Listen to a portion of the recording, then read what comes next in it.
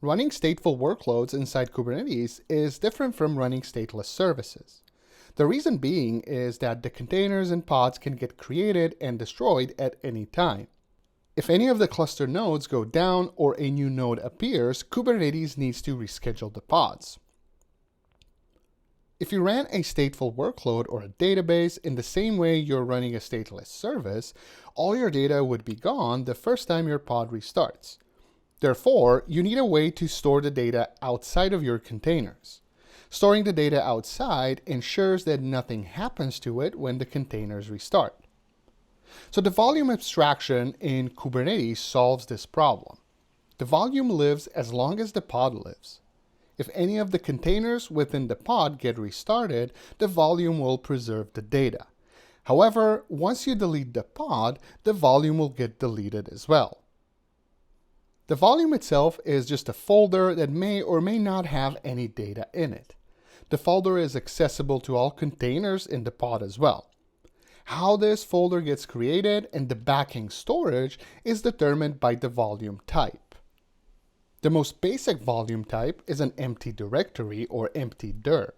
So when you create a volume with this type, Kubernetes will create the actual volume when it assigns a pod to the node. The volume will exist for as long as the pod is running. Now, as the name suggests, the folder or the volume is initially empty, but the containers can write and read from the volume. Once you delete the pod, the Kubernetes will delete the volume as well. There are two parts to using volumes. The first one is the volume definition, and this is where you can define the volumes in the pod spec by specifying the volume name and the type, so empty dir, for example. The second part is then mounting the volume inside of the containers using the volume mounts key. In each pod, you can use multiple different volumes at the same time. Inside the volume mount, then you can refer to the volume by name and specify which path you want to mount the volume under. So let's create an example of just mounting an empty folder inside or empty dir inside the containers. So let's create a new file and I'll just call it empty-dir-pod.yaml. We saved this file, and you'll notice under the volumes, we specified the name of our volume, and we said that this volume, we want to use it as an empty dir, and then we're mounting this with the volume mount, referring to the volume by name, and then saying, well, it's mounted under the data folder. So let's save this and create it. So I'll say apply empty dir pod, and we've created this pod. Now let's go inside of this container and see what's happening there.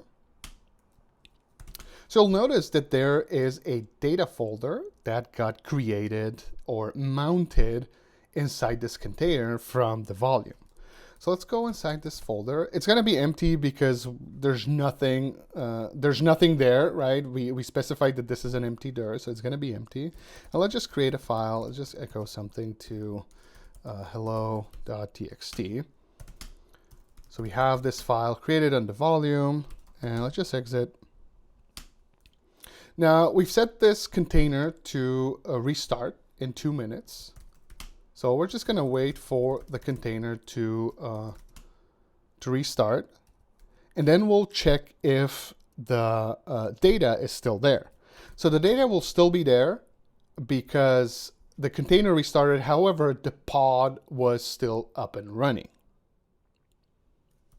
So after 2 minutes, if we list the pods, we'll notice that there was a one restart, so the container restarted once.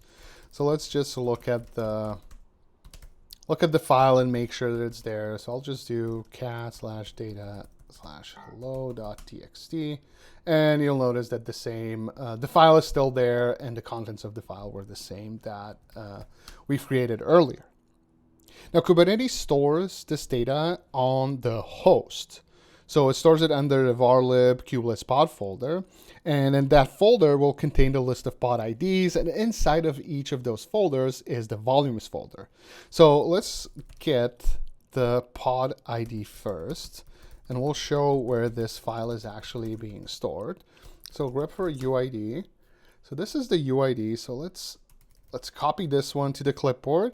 And then what we'll do is I'll just run minikube SSH because I'm using minikube. And now I'm inside of my minikube host, inside of my container host, or Kubernetes host, that is. So let's go to the var lib kubelet pods, kubelet pods, and then I'm gonna paste in that UID that we got, and we've set volumes, and then kubernetes.io empty dir. I've probably mistyped something somewhere. Okay, so it is a directory. Let's do ls. Let's do ls. Okay, so it's kubernetes.io tilde empty minus dir. So there's pod storage there. So let's look under pod storage. And there's hello.txt. So if we would get the contents of this file, hello.txt. There you go.